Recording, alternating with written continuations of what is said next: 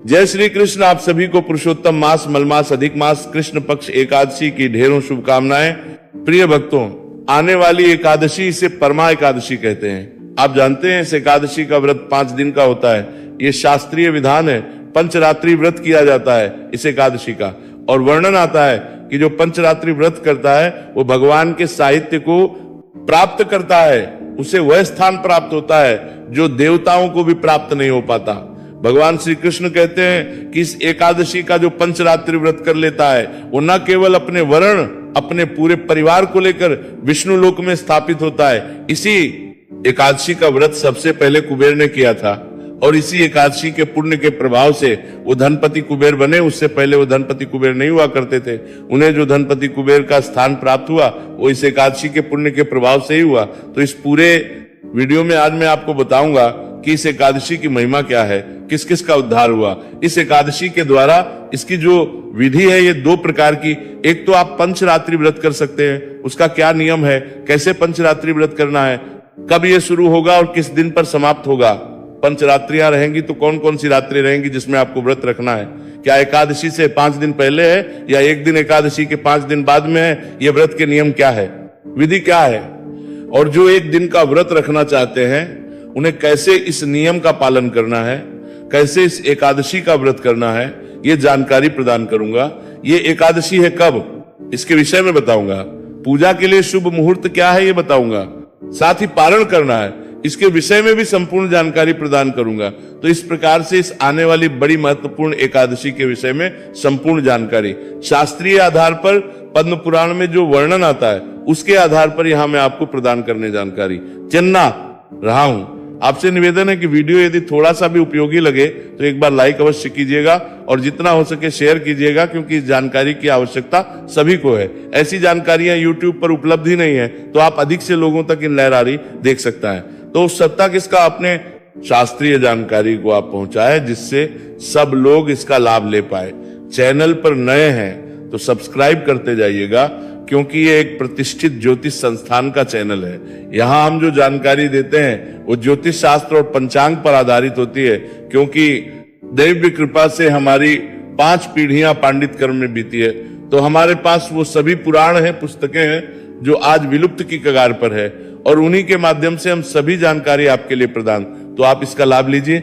आइए जानकारी आरंभ करते हैं, बात करते हैं आने वाली एकादशी की। प्रिय भक्तों, आने वाली एकादशी जिसे परमा एकादशी के नाम से जाना जाता है, भगवान श्री कृष्ण कहते हैं कि ये एकादशी मलमास कृष्ण पक्ष की एकादशी है, पुरुषोत्तम मास कृष्ण पक्ष की एकादशी है, और ये मनुष्य को मोक्ष भोग तथा आनंद देने वाली है और पवित्र तथा पाप नाशक है। शब्दों पे ध्यान मोक्ष, अर्थात भगवान का साहित्य प्राप्त कराने वाली, मोक्ष प्रदान करने वाली, जन्म मृत्यु के चक्र से छुटकारा दिलाने वाली भोग, जो आपकी आकांक्षाएं होती है ना, आज के समय में मैं ये प्राप्त कर लूं, ये प्राप्त कर लूं, जिसे आज के समय में हम कहते हैं कि आधुनिक जीवन में आप सुख सुविधाएं चाहते हैं, उन सभी सुख सुविधाओं को भी देने वाली है, आनंद देने वाली है। आज के जीवन में प्रत्येक मनुष्य आनंद से जीवित रहना चाहता है, अपने जीवन को बिताना चाहता है। सभी सुख सुविधाओं के तो उस आनंद को देने वाली है, और ये पाप नाशक है। आपके जितने भी पाप होते हैं उन सबका नाश कर देती है। परम एकादशी 3 वर्ष में एक बार आती है,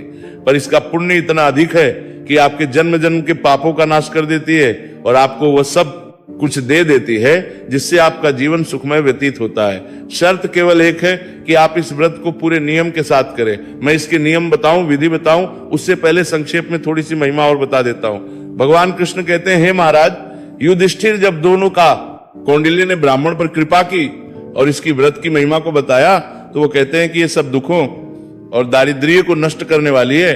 दारिद्र का अभिप्राय क्या है? जब आपके जीवन में अत्यंत गरीबी चरम पर पहुंच गए, जब आप पाई पाई के लिए मोहताज हो जाए, उस अवस्था से छुटकारा दिलाने वाली ये एकादशी है। ऋषि कौंडिल है कि जो मनुष्य इस एकादशी का व्रत करते हैं वो धन धान्य से संपन्न हो जाते हैं। भगवान श्री कृष्ण कहते हैं कि हे युधिष्ठिर, इस व्रत को सबसे पहले कुबेर ने किया था, और जब कुबेर ने इस व्रत को किया था तो भगवान ने प्रसन्न होकर उनको धन का स्वामी बना दिया था इस व्रत के प्रभाव। उसके बाद इसी व्रत को अपने पुत्र को बेचने वाले राजा हरिश्चंद्र ने किया।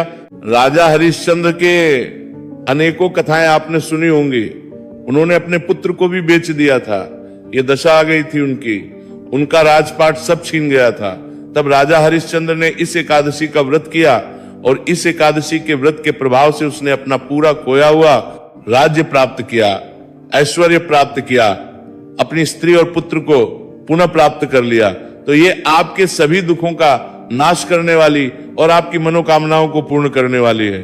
अब प्रश्न उठता है कि पंडित जी इसकी विधि क्या है, क्योंकि इसका पुण्य तो खूब है, अब इसे करें कैसे? देखिए, इसके व्रत के दो विधान हैं। एक विधान तो ये कि आप केवल एकादशी को व्रत करेंगे, जिसके नियम दशमी तिथि से आरंभ हो जाते हैं। एकादशी को व्रत करेंगे और द्वादशी को पारण कर लेंगे।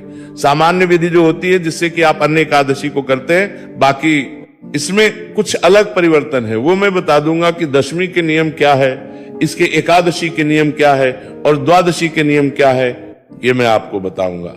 तो एक विधि तो है एक दिवसीय व्रत की, जिसमें आप केवल दशी के दिन व्रत रखेंगे। इसकी एक और श्रेष्ठ विधि है, वो है पंचरात्रि व्रत। पंचरात्रि व्रत जो 5 दिनों तक किया जाता है। ये दो विधियां हैं। अब मैं एक एक करके पूरी जानकारी देता हूं। चाहे विधि 5 रात्रि वाला व्रत करें, चाहे आप 1 रात्रि वाला व्रत करें, दोनों के जो नियम है वो दशमी तिथि से आरंभ होंगे। 5 रात्रि जो व्रत है वो एकादशी के दिन उसका संकल्प लिया जाएगा, एकादशी शुरू होगा और पूर्णिमा पर पूर्ण होगा। ये है पंचरात्रि व्रत। एकादशी का जो व्रत है वो एकादशी के दिन सूर्योदय से शुरू होगा और अगले दिन सूर्योदय तक पूर्ण हो जाएगा। अब मैं बात करूं नियम की, ये कैसे आपको करना है, दशमी तिथि के नियम क्या है, फिर एकादशी को व्रत कैसे करना है और द्वादशी को किस करना है प्रकार से करना है। फिर आगे मैं जानकारी पंचरात्रि व्रत के विषय में बताऊंगा कि किस किस दिन किस किस प्रकार से आपको व्रत करना है। 5 दिन भगवान श्री कृष्ण की विधि बताते हैं। महाराज युधिष्ठिर को वर्णन करते हैं कि मनुष्य दशमी को एक बार भोजन करना चाहिए और एकादशी को निर्जल व्रत करना चाहिए तथा द्वादशी को पारण करके मनुष्य भगवान विष्णु के समान हो जाता है। इतना महत्व है इस एकादशी का। भगवान कहते हैं कि स्वयं मनुष्य जो है साक्षात नारायण स्वरूप हो जाता है। इस प्रकार से यदि वह इस प्रकार से त्रिद्वासीय विधान का भी पालन कर लेता है। इस पुरुषोत्तम मास के द्वितीय पक्ष अर्थात कृष्ण पक्ष की एकादशी को कामदा एकादशी के नाम से भी जाना जाता है।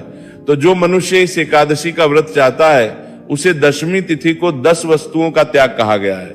10 त्याग क्या है? दशमी तिथि के दिन उस मनुष्य को कांसे के पात्र का प्रयोग नहीं करना चाहिए, कांसे का कोई बर्तन प्रयोग नहीं करेंगे, उड़द और मसूर की दाल का प्रयोग नहीं करना। उड़द, मसूर और चना इन तीनों का ही प्रयोग दशमी तिथि को नहीं करना चाहिए। अर्थात जो एकादशी का आप व्रत करेंगे उसे एक दिन पूर्व इसका प्रयोग ना करें। पौधों का, हरी सब्जियां, इनका प्रयोग नहीं करना, मधु अर्थात शहद का प्रयोग भी नहीं करना और दूसरे का अन्न पराया अन्न, दूसरे का अन्न नहीं खाना। दूसरे के अन्न में मैं बता दूं आपको, देखो अगर आप अपने माता पिता के यहाँ जाते हैं तो वहां खा सकते हैं, बड़े भाई के घर जाते हैं तो वहां खा सकते हैं। बहन के घर का अन्न दूसरे का अन्न कहा गया है क्योंकि शादी के बाद वो पराई हो जाती है और ससुराल में भी खा सकते हैं, ननिहाल में भी सकते हैं, बाकी सब रिश्ते हैं तो वो सब पराये अन्न में आते हैं। तो दशमी के दिन पराये अन्न का त्याग और 2 बार भोजन नहीं करना चाहिए। दशमी तिथि को केवल 1 बार भोजन कीजिए, दोपहर के बाद अन्न न खाएं, उत्तम है। 1 बार